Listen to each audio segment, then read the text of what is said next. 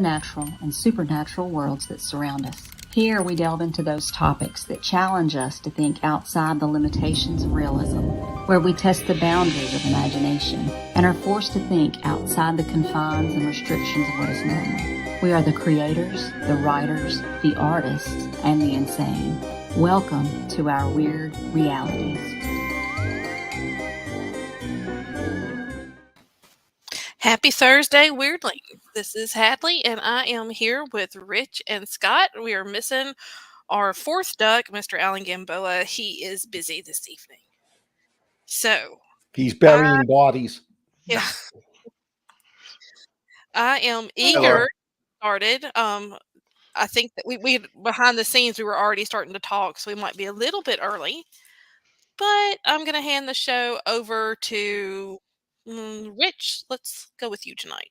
Fantastic. So the four movies we had were Hadley. Which one did you have? You had Blood Quantum. Scott had Land of the Dead. Alan, who is not going to be with us tonight, he had Little Monsters, and I had a new one called The Sadness. It's a Taiwanese movie, and that's where I guess we can start. Let me pull my review over here. Sadness is actually written by a Canadian guy, and it's a 2022 Taiwanese film, and it's straight up nuts. And it's definitely a gore fest, and this one is not for the faint of heart in any way. It's a gore-ridden disgust fest. Sadness does not leave a lot to the imagination, as the evisceration and torture of non-infected survivors is played out in horrendous detail, with blood and guts splashing the camera a lot of times at close intervals. The film has elements of the Garth Ennis comics series, The Crossed. I don't know if you guys know that, but there's a bunch of them right there on the back on that bookcase. Yeah. Heard of them, never seen. I read them. Yeah, I can show you a little of that, offline, but I'm not putting that on the screen. No way. Hey, anyway. Laura. Hey, Tony. Hey, guys. Hi, Tony. These infected are completely sentient, and they laugh a lot. The Alvin virus is the culprit in the film. Mark. Hey, Mark. And Hey, it Mark. mutated. Hey, Landa. Wow, everybody at once. This is great. It mutated to cause its infected host to violently murder, eat, torture, and rape anyone not infected. Each of the infected cries during each horrible act, which to me insinuates that the consciousness of the infected is still inside each person, but they just can't control themselves. And that's alluded to later by a doctor as well. The infected are not dead, so I guess if you whatever you call a zombie, if it doesn't fit your genre, then or your definition, I guess they're not zombies. I think they're zombies, but they're lightning fast, incredibly cruel, and their sexual drives are amped up times 1,000. So if you're not okay with graphic, bloody murder and rape scenes, this film is not for you. I should also mention that there's an awful scene late in the film concerning a baby, but it is brief. The movie's a separation film with two lovers attempting to reach each other across an infected Taipei city. Taipei is the capital of Taiwan. And Jim and Kat, who are the two main characters, they go their separate ways in the morning. The outbreak occurs. Society collapses in just a couple of hours. Jim starts off by visiting a cafe, and an older woman he's seen earlier comes in and attacks some of the patrons. One by dumping a fryer full of boiling oil on his head, and that was vicious. Others get infected. Jim runs away and is being chased by them. His entire plot arc is getting to Kat, his girlfriend, safely. It's about 50-50 Jim and Kat, but Jim's arc is more difficult to discuss without giving away a pivotal part of the movie. While Jim's fleeing the horrors of the pandemic on a scooter to boot, Kat is on a train headed for work when an infected boards, and he just starts straight up stabbing anyone he can reach.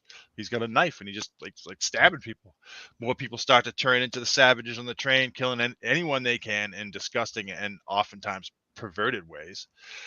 Kat escapes with her wounded new acquaintance Molly, and the two of them flee from an infected businessman who chases them for a while. He's sort of the main antagonist of the film. I guess the infected would be, but he's like sort of the main infected that you're following.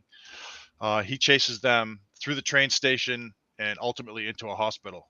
He knows exactly what he's doing, and he keeps yelling to the girls, telling them how he's going to rape and murder them. And it was, again, particularly brutal.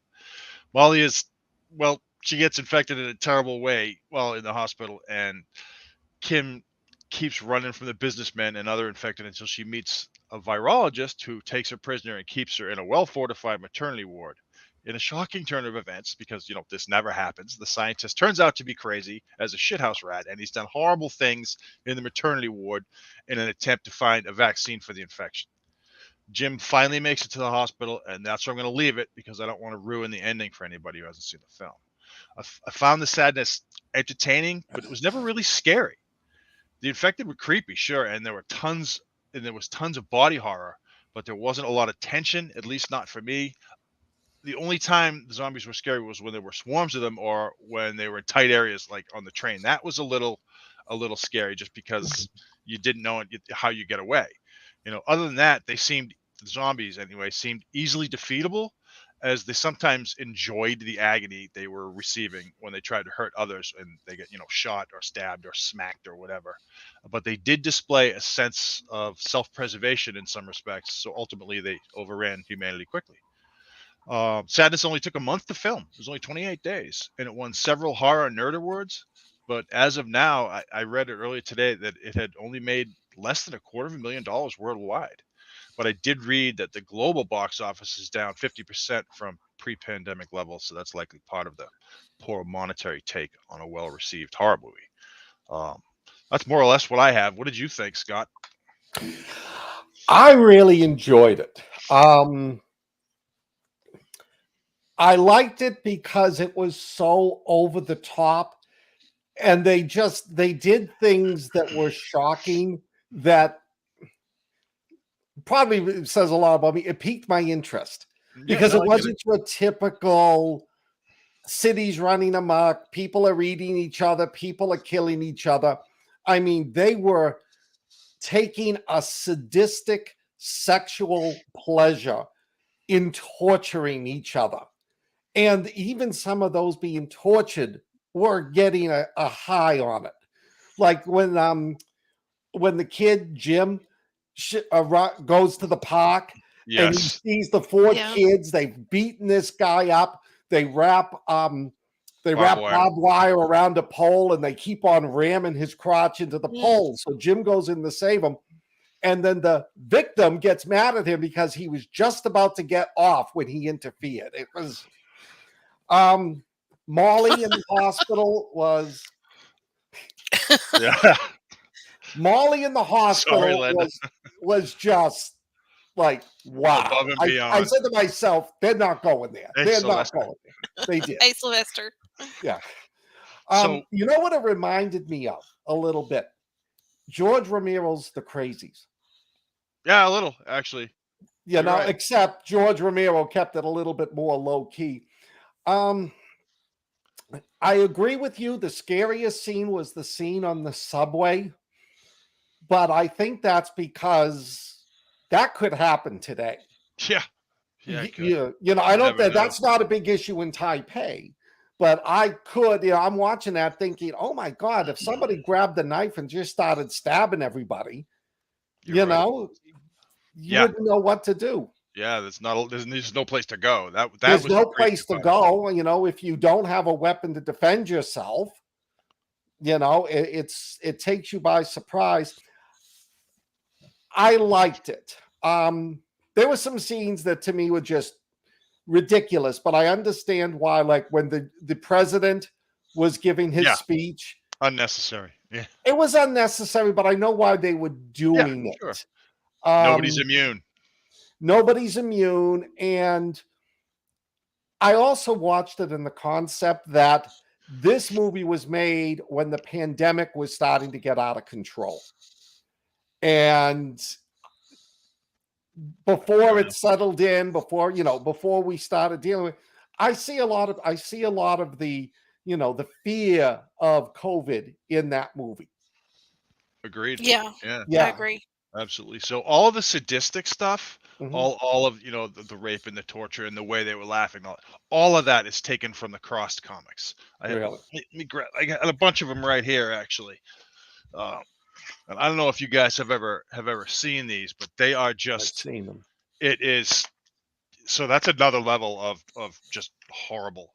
It's just like And specific Rich incidents has that happen. every episode of it. Yeah, All I have right. more than this. Every volume. Oh yeah, well, I'm twisted and evil too, so it makes sense. Well, I've told the kids not to read it, so well, I'm at least there, but I guess they're older now; they could read it.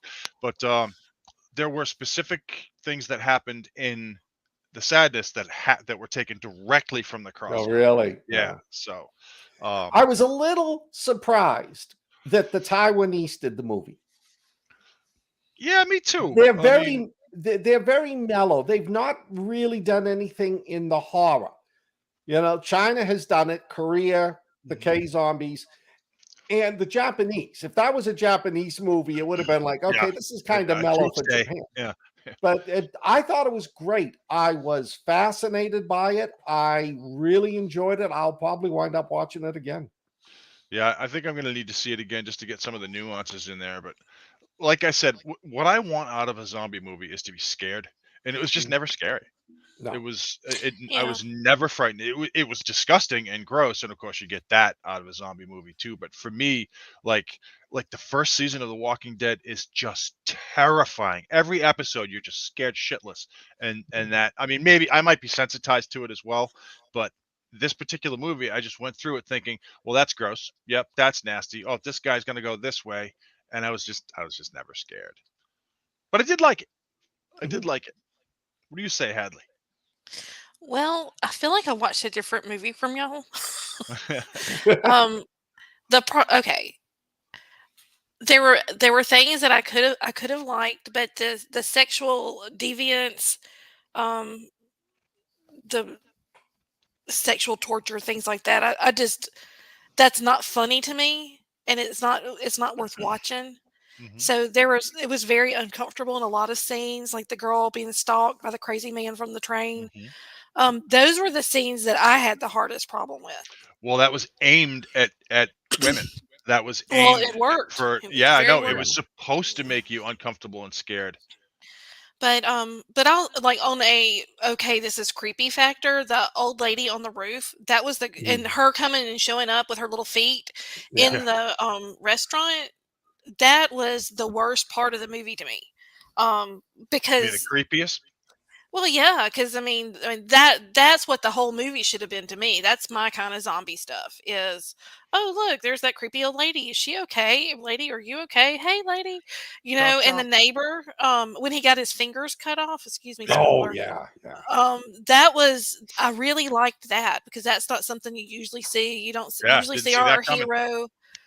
We don't usually see our hero maimed. Not in the first 15 minutes of the movie. Yeah.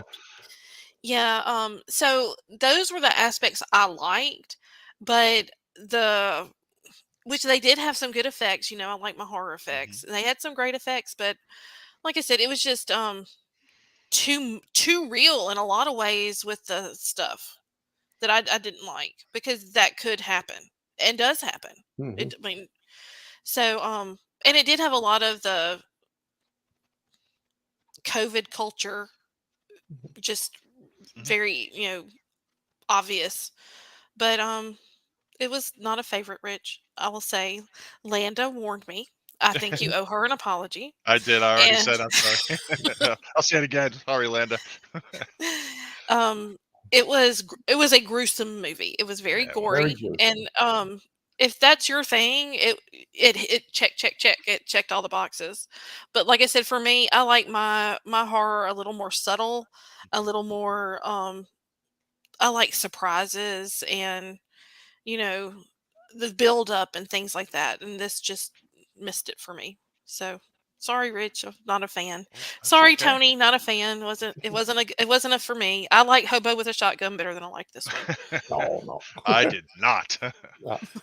One thing about this movie I liked, it was 98% of it was practical effects. Yeah. They didn't do CGI. And that, to me, considering the level of gore and the things they did to the people, that impressed me. It wasn't shock value. Yeah, it was shock value, but I think that's what made it disturbing to a lot of people. you know zombies are never going to happen. You know you're never going to be in a subway and a zombie's going to turn and eat Scott Baker, knock on wood. This is 2022. In the last 2 years, we've seen what? I mean, the next thing we're going to have like Godzilla-sized chickens. So please, knock on wood. But think about it. It's not. It's. And I'm knocking on wood for you, and Boudreaux's like, "Stop!" Yeah, chickens. But when you think of it, it's quite feasible that a bunch of kids can go absolutely nuts and start stabbing you on the subway.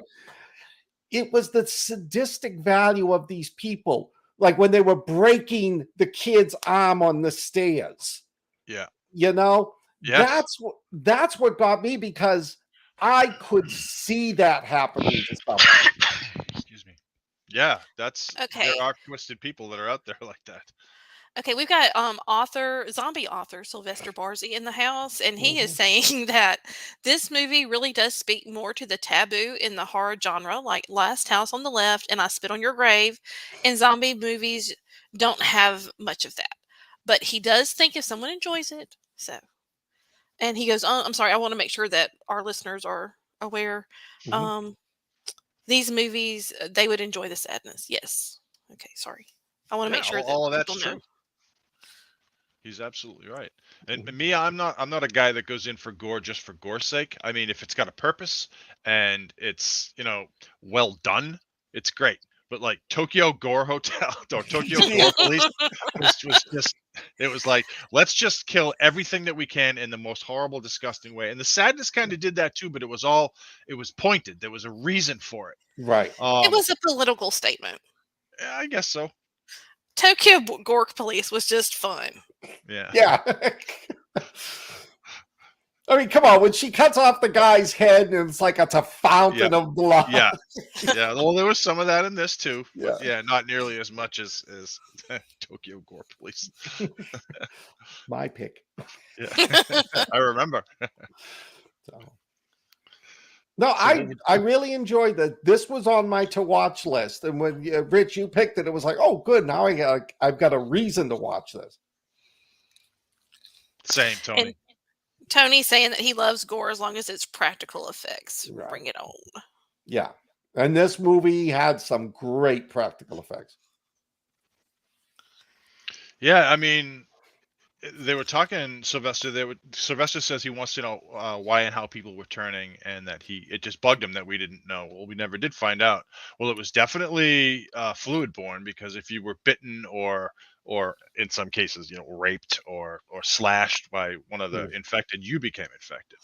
But the thing is, a lot of the infected didn't mind being injured, which was it was a sexual turn on for them, which was just weird in itself. But it could have been airborne, it could have been waterborne. We never really found out.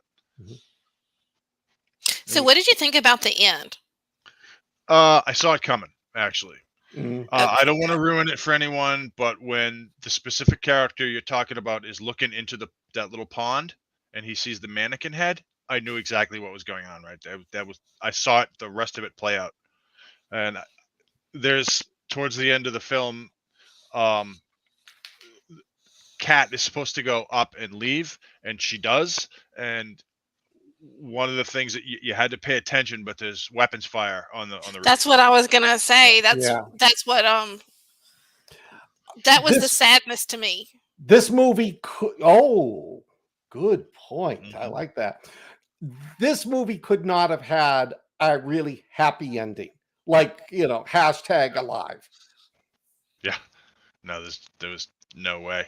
Not with the way they were becoming infected so quickly and what the infection did to them, their mental state. Because it was a mental movie. It wasn't a physical movie, really. So, infection, anyway. One thing I did like about it was prior to this outbreak in the subway, when the businessman was trying to be friendly with her, he was trying very awkwardly, you could have easily mistaken it for being a pervert. And then when she yells at him and cuts him down, and then he starts the whole, I'm only trying to get out there, screw this, all that. and then it goes right into he gets infected. Mm-hmm. You almost felt bad for him. I'm agreeing with Sylvester that he was a creeper. But he was a sympathetic creeper. No, he wasn't. He was my favorite character. Yeah, hands down. Yeah. He was my favorite character. Me too. Yeah, he was. He was just sadistic and well, they all were, but he was tough to kill. They couldn't get him. So no. His little umbrella. Right, exactly. Yeah. Which he put to good use. He did. Yes. A couple of times. Yeah. What would you give it, Hadley? How would you rate this or rank this movie? I would rank it a 2. Better than I'll give it a 2, mainly because of the I felt like it was a political commentary on the COVID outbreak, and I can appreciate what they were trying to do there. And I think that in my world, the way I viewed this it was a COVID-like sickness, which not only has made people sick, but it's turned people into monsters to me. So that's kind of how I watched this movie. I didn't like the sexual stuff like we mentioned already, but I did like the monster makeup and effects. I will always score for that because I think those people work really hard for it to look that good. And when that guy's face was boiled with the hot grease, I mean, it was good. Grandma on her feet, man. I'd give it a whole point for those feet because they were just she was heinous. Just creepy. Yeah, she was really creepy. She actually made me think of some Chinese like ghost demon stuff that I've seen, but it was, like I said, it was if that's your kind of movie, you will enjoy it. I knew Scott Baker was going to love it. I told Landa the other day, I said Scott's going to love it. I'm not sure if that's an insult or a compliment. It's not. It's just you like the gore, and I'm not a big gore fan. I like my stuff more subtle.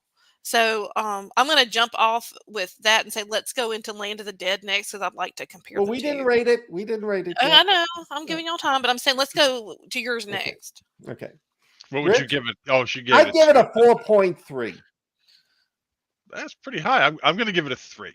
Okay. Like I said, I didn't hate it, and I am going to watch it again just to make sure I don't hate it. But it could end up hating it after that. But right now I'm going to give it a 3. Okay. Scott, Land of the Dead. I picked Land of the Dead. It's the 4th movie out of 6 in George Romero's not trilogy.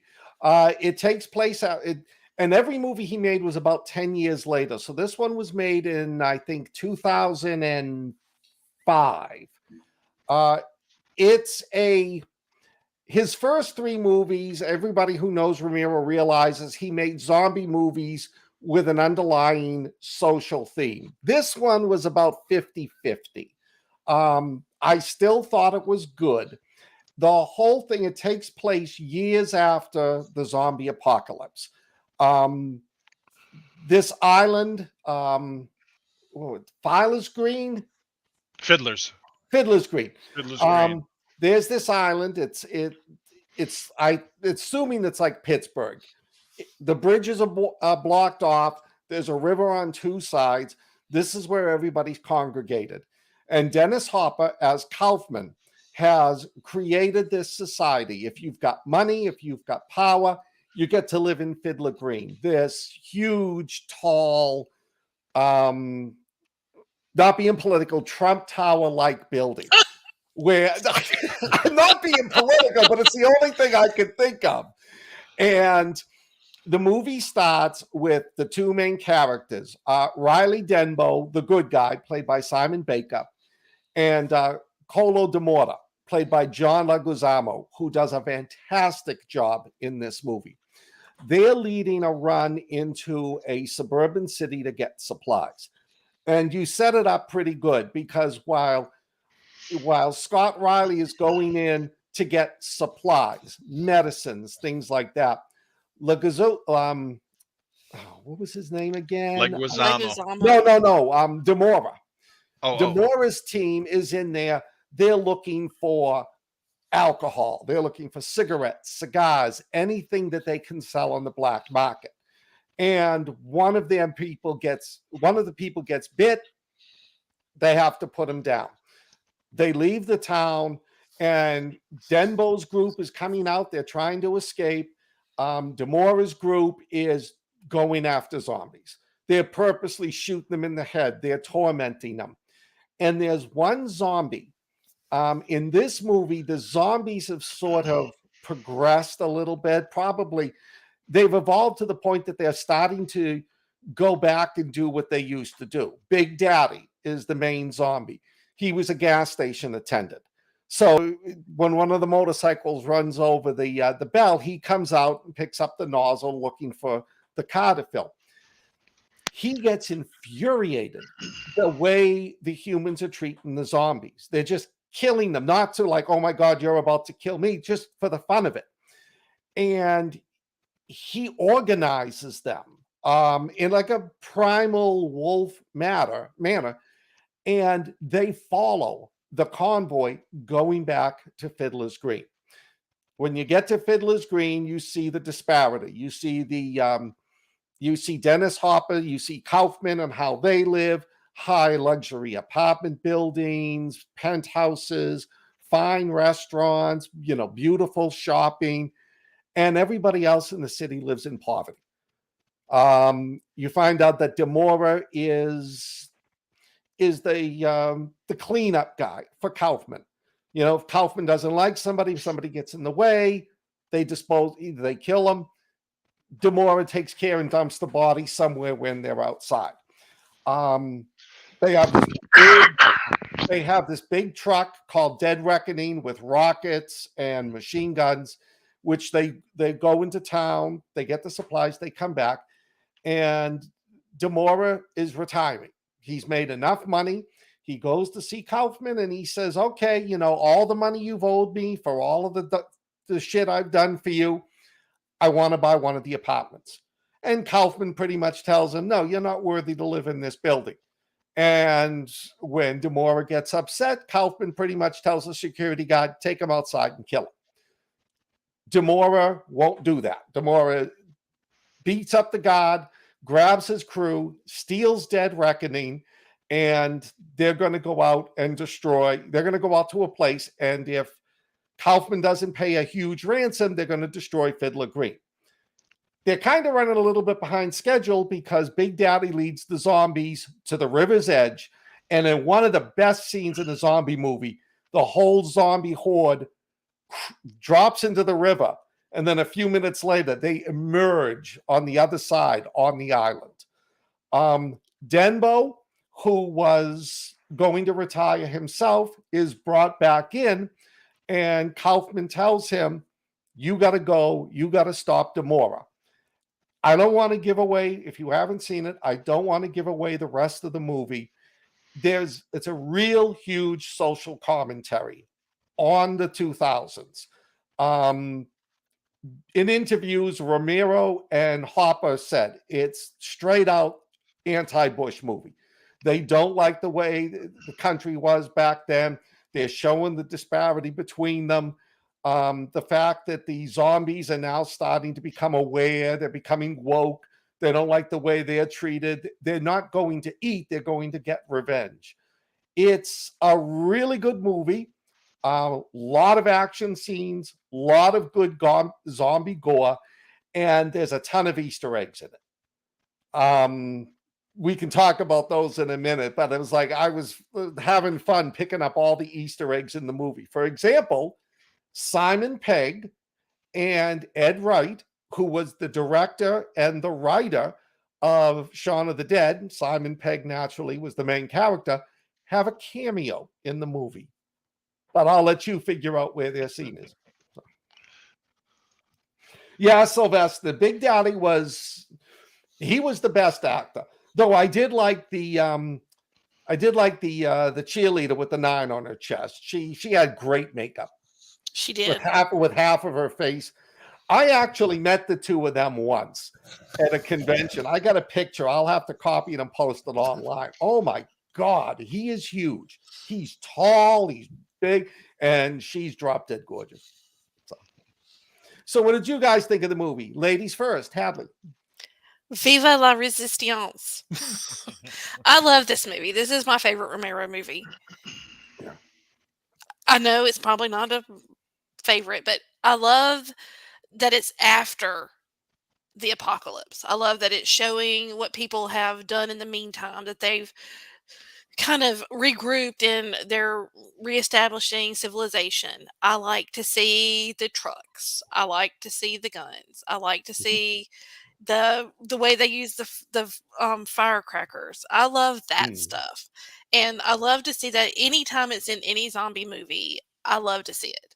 So that's why I'm a big fan of this one. I love to see how it's all come together, that it's not the chaos of the initial push of the zombies, that it's kind of like we've survived, and we've made it through. And I'm sorry, my dog's bitching in the background. He disagrees.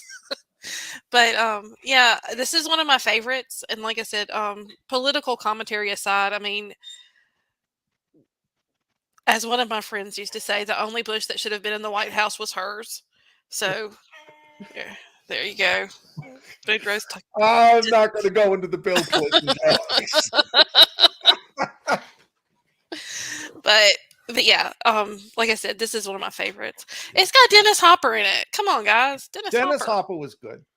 And Leguizamo, I love John Leguizamo. And it, like I said, it's one of my favorites. So, but it's for little reasons like that. As a storyteller, that's part of the story. I like to.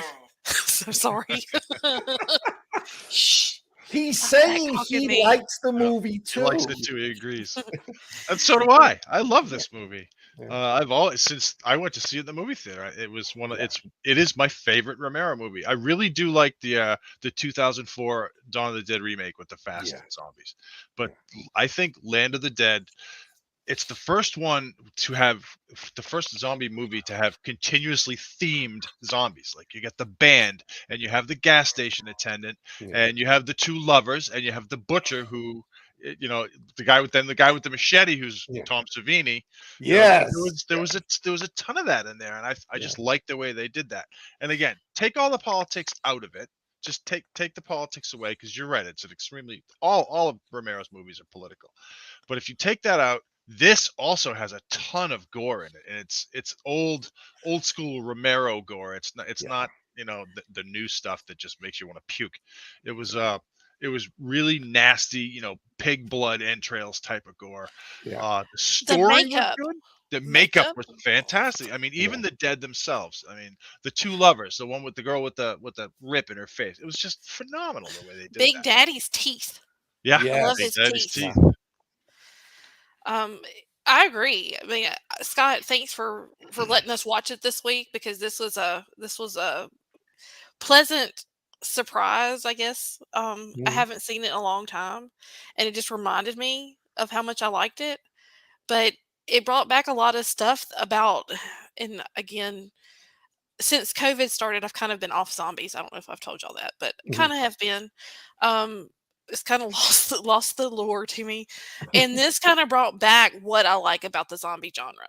And it wasn't about the flu, it's they're already zombies, they're the undead. But the other thing that I really like about this is, to me, their humanity's coming back. They're remembering what it's like to be human, and that is, I want to know what the next chapter in the story looks like.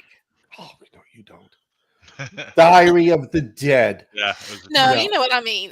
I mean, it's one of those that you want it to keep going. You want to know what's going to happen next with this group of people. Yeah, you're right. And this was the first zombie movie where I remember actually feeling bad for some of the zombies. Yeah, I know that had never happened to me before. Like the lovers, when one of the lovers gets killed, that was just bad. And when Big Daddy's walking through and he sees all of the zombies hanging upside down, and some of them aren't even dead, and he starts screaming and telling them, cut them down. It was sad. Yeah.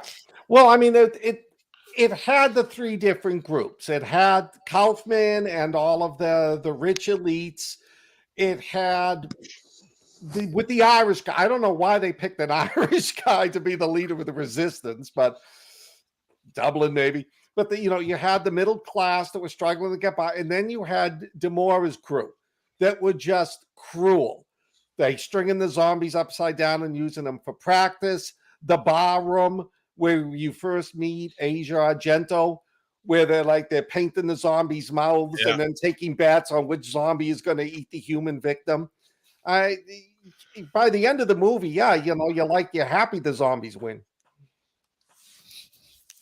Well, and I'm just going to go back and all the things I liked about it. I love the lady driver of the machine. I can't remember bus. Pretty boy.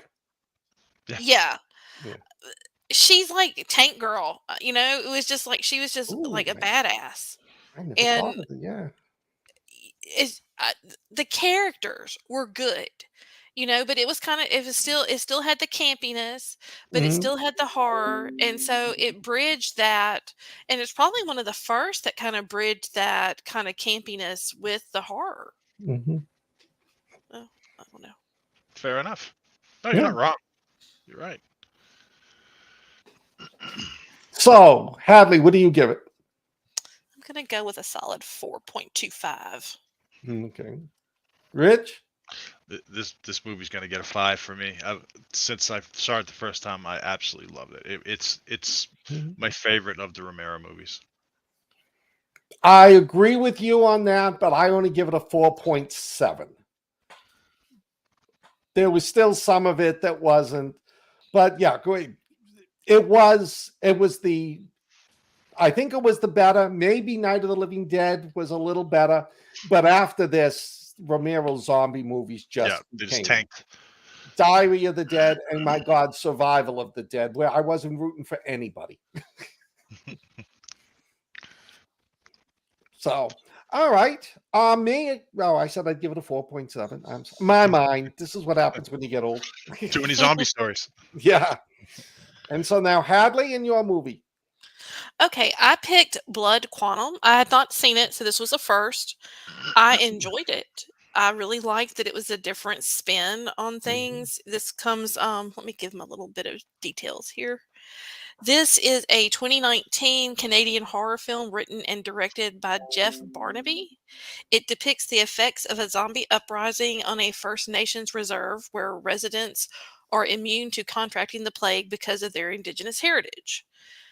They still have to cope with the consequences, of course, because one of I think it's our main, I don't even know if it was really the main character, but Trailer, one of our lead guys, his son has a girlfriend who's pregnant and she's white.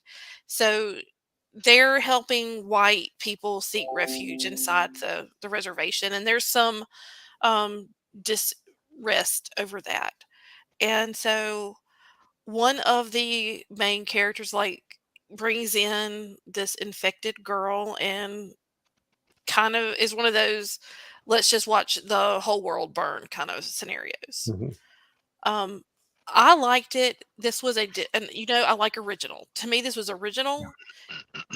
One of the things I loved about it is it looked like these people decided, hey, let's make a zombie movie, and somebody wrote a script, someone did a stage, and they went out that weekend and did it.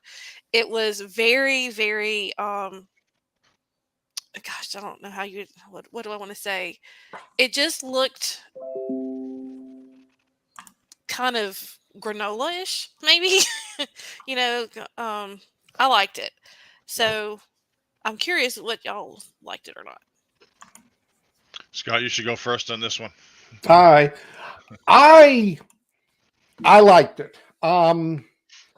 It was gritty is a good word to describe it. I saw it as extremely realistic.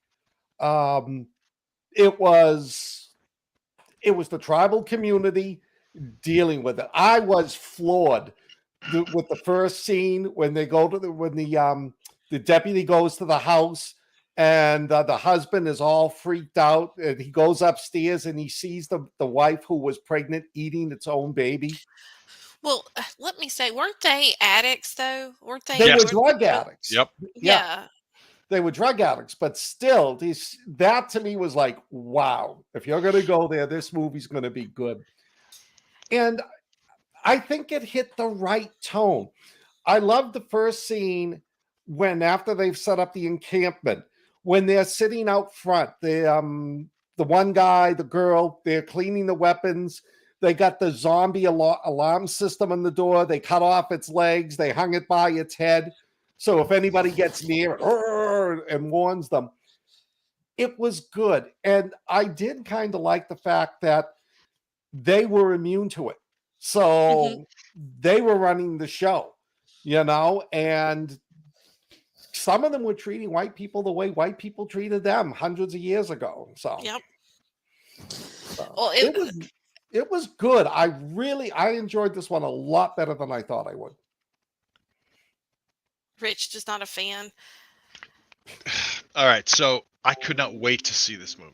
I saw it when it first came out, and when it was advertised, I saw the trailers and I said, "This is going to be a great movie." And I went into the movie after hearing from several, of the people that know me in the genre saying, "This is the best zombie movie of the past 20 years." And I went in there the first time and I was like, I mean, are you kidding me? It was terrible. It was just terrible. However, I did watch it again this past week, and I thought it was significantly better than the first time I watched it.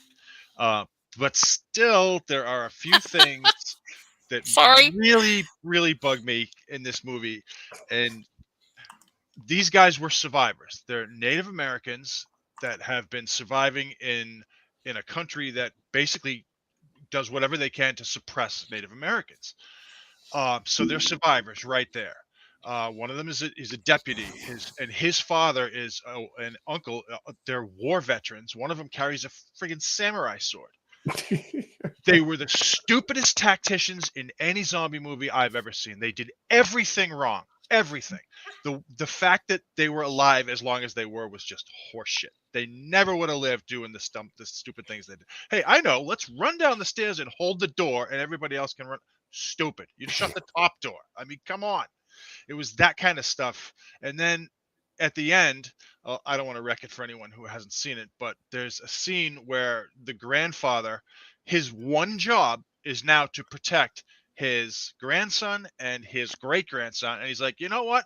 I'm going to stand here on this island by myself and kill as many of these things as I can before they take me down. I mean, come on. He's got to protect his grandson. That's what he's alive to do.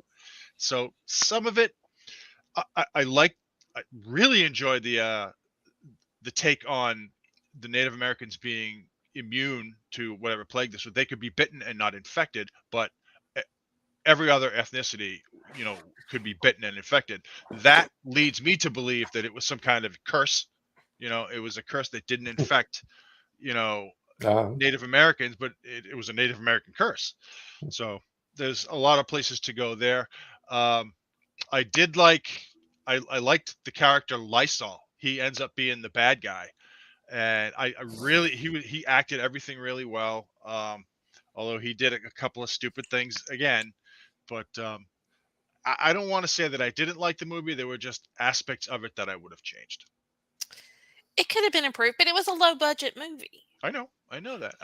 It wasn't even about the budget. It was about the tactics that these morons used. They were not morons. These were smart tacticians, and they just. I think it was written poorly in that aspect. They just did things that would get them killed, and they got killed, and they didn't have to die. Well, I'm going to give a spoiler because the first scene in this movie is Grandpa, and Grandpa's been fishing. Mm-hmm. And the fish start coming back to life. Great scene.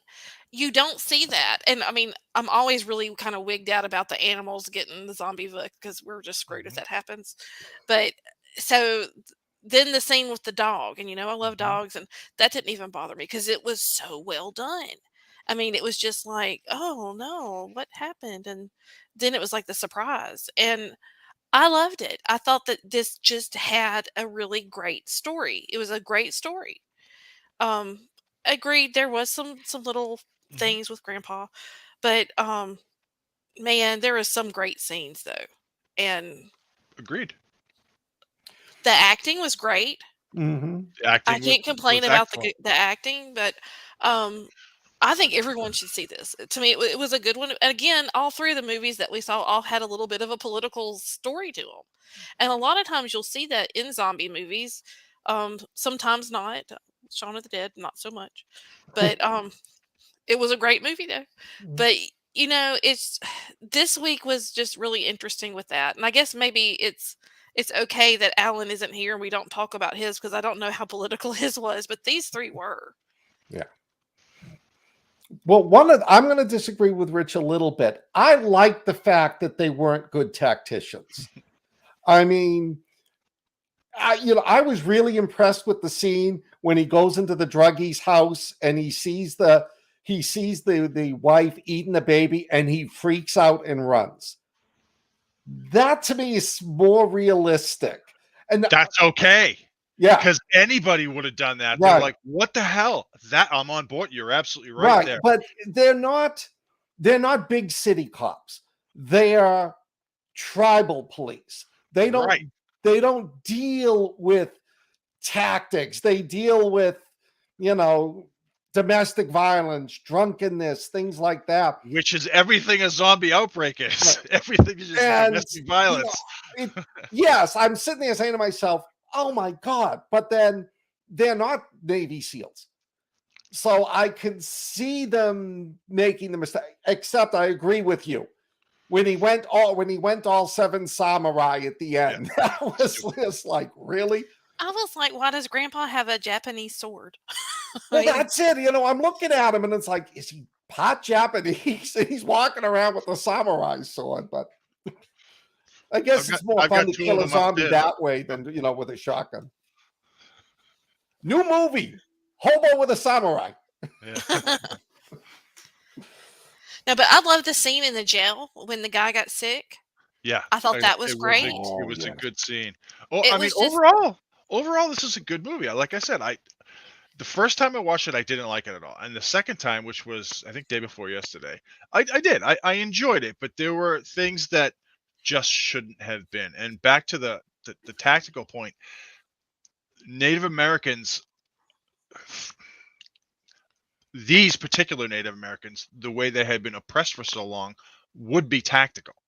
They would know how to fight as a group, as a unit, and they just did it. Now, again, Grandpa, he was a badass, an absolute utter badass.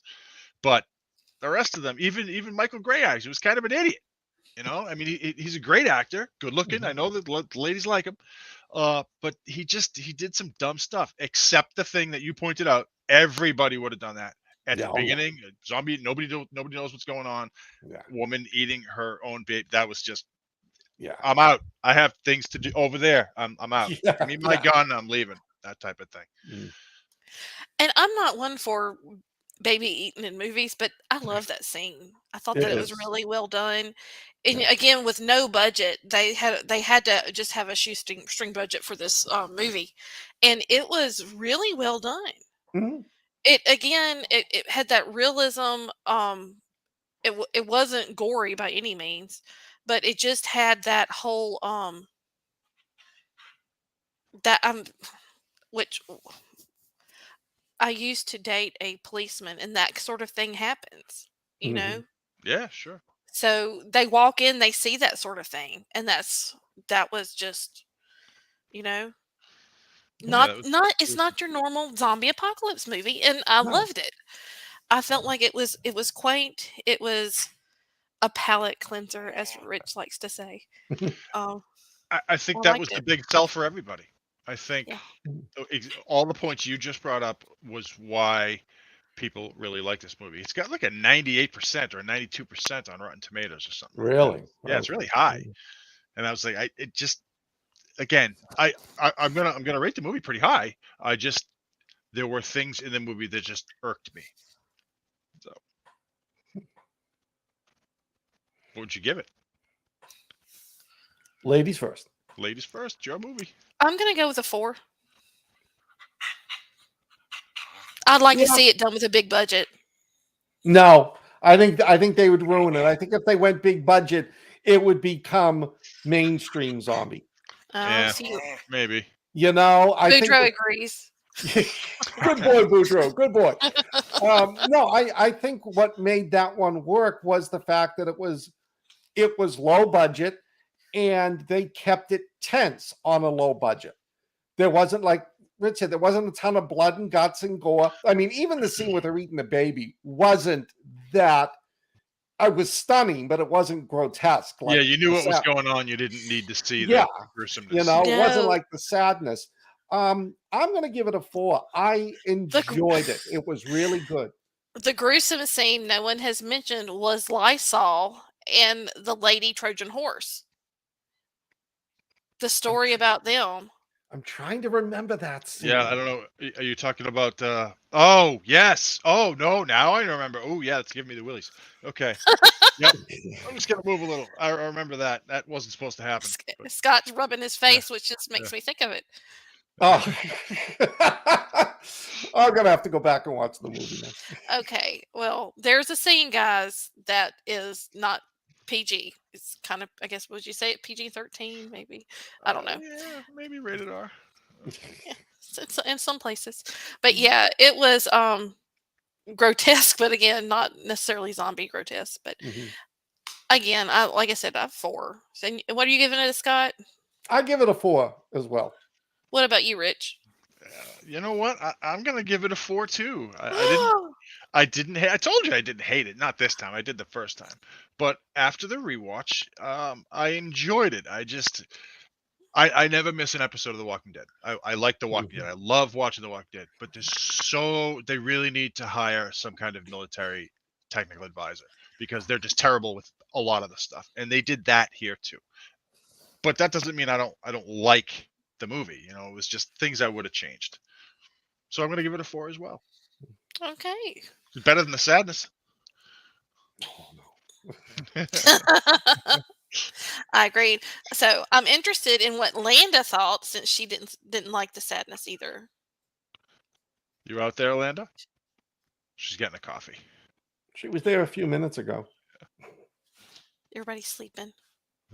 I know Tony said he liked it. Yeah. I'm curious which he liked better. I think he's probably liked the sadness better though. Oh, and while we wait for Landa to respond. Oh, Hi, there Mom. she is. Hey, Mom. Hey, Scott's mom. Hi, Scott's mom. Hey, Alan Oh, Gimbo there you and go. family. When y'all watch this, we missed y'all. Yeah. We did. Yeah, I can't believe we didn't see Tina flash across the screen. I know. It makes me sad. Maybe he had a family emergency. Well, so what are we going to be doing next week? Ooh, I don't know. We just did Big Bugs, right? We did them and Tarantula. That was Alien Invasions? Yeah, I like it. Let's do that. I like that. I got movies already. Yeah, we got Independence Day. We've got Battleship. There's tons. My wife loved Battleship until that scene with Alexander Skarsgård. After that, don't tell Hadley. Don't tell her. I saw it. Oh my God! I watched The Northman. I watched The Northman. Y'all know I had to. So did I. Yeah, it's amazing. Yeah, it's a good movie. I was very impressed. Y'all were talking about Conan, and I have to say, it's like the modern. It's better than Conan. Complete ripoff of Conan. Well, Conan won. It won. No, this is actually based on one of the sagas. Mm-hmm. So y'all know, like, Norse mythology is my thing, and it's very, very accurate, and it has a lot of historical accuracy. It was filmed on location in one of those, like, very much Viking village in Iceland, and if you get a chance to watch it, I loved it. Well, Tony, you will love it. You will love it. Okay. So he's saying 4.5 out of 5 for the sadness and 4 out of 5 for Blood Quantum. Yeah. Well, thank you, Tony. He likes his score. Okay, so next week, Alien Invasion. I think I've got a pick for it.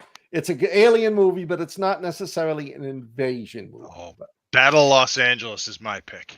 Okay. Battle Los Angeles. I haven't seen that one in years. It is. It's Independence Day on the ground. Okay. I'm going to have to get back with y'all. I have to think about it. Yeah. I'm debating whether I want to go with my movie or whether I want to go with like a War of the Worlds, Independence. Oh, no, I've got my Alien. Mars Attacks. That is a very Scott Baker movie. Mars Attacks. That is just so classically funny and bad. It is. All right. All right. I'm thinking, but it can be any type of alien invasion, as long as it's got Sure. aliens, right? Does it have to like be an invasion, or is No, it just you aliens? No. Me Okay. too. Why? What do you have in mind? I'm thinking Predator. I'm on The board. original or the remake? The original. Okay. I got to admit, the remake is actually good. I didn't think I knew they did a remake. They did a remake, but rather than the Predator going to Earth, they take trained killers from Earth and drop them on the Predator's planet. Oh, I've seen that. It's got the guy with the big nose in it. Yeah. The guy with the big nose. Danny He does. I Trejo's love in him. No, not Danny Trejo. What? Well, he could be. Brody, But, Adrian Brody. Yeah, Adrian Brody. Danny But Trejo. no, I'm 87 Walton Predator. I'm Goggins. going old school. Old school. Right. So, did you know that there's a new movie coming out called Prey? And it's about Native Americans being stalked by a predator. I've heard that. Coming out real soon. I don't know when. Well, then this will be a good practice run for us. Yeah, but it's Native Americans, 150 years ago. Can we quote bad lines from the movie? I don't have time to bleed. Yeah. You got time to Jesse Ventura. All right, guys. Well, y'all heard it here first. That's what we're doing next week. We're going to be doing alien invasions. Okay. And we'll get Alan's pick later. That's right. We'll be announcing it soon. So that's going to do it. We wrapped up in just at an hour. I can't believe it. We usually have more. Is it Alan Gamboa that gives us an extra 30 minutes? Yeah. Right. Well, we usually do 15 minutes per movie. That's true. And we only did 3 movies. So. Yeah. Oh, well, Scott, what you got going on? Finished up my story this afternoon for Horror Writers Inc., the anthology. I've just got to do a couple of things to it and send it out. And I'm diligently working on the 3rd Tatiana book. Oh, the one with the tarot card readings in it. Yeah, I can't wait. Thank you to everyone who's given me information on tarot cards. I'm doing that scene this weekend. And I'm now starting to plan out the 2nd book in the Chronicles of Paul series. Cool. Very prolific. Yeah, Rich Restucci, what are you working on? I am working on the 5th book in the Chaos Theories series. Awesome. I actually started writing again, so I've been cranking out the words this past week, and hopefully I can have that out this year. Awesome. That's about all I have going on right now. Well, what about you, Hadley Thorne? Yes. I had a great idea today, and I'm ready to start writing tomorrow. Good. So I'm going to make some notes and jump on in. So hopefully I will have book 3 of the Blood for the Tapestry series out. And I am going to be working on finishing up my Kindle Vella and hopefully taking it off Kindle and getting it ready for publication. So that's good for you. Yay. Yay. But all right. Well, same time next week, guys. Until then, you know the thing. Stay weird. If you need us, you know where to find us. Like, subscribe, leave a comment. Let us know you love us. You can find us on Linktree at linktr.ee/Wyrd Realities. That's weird with a Y.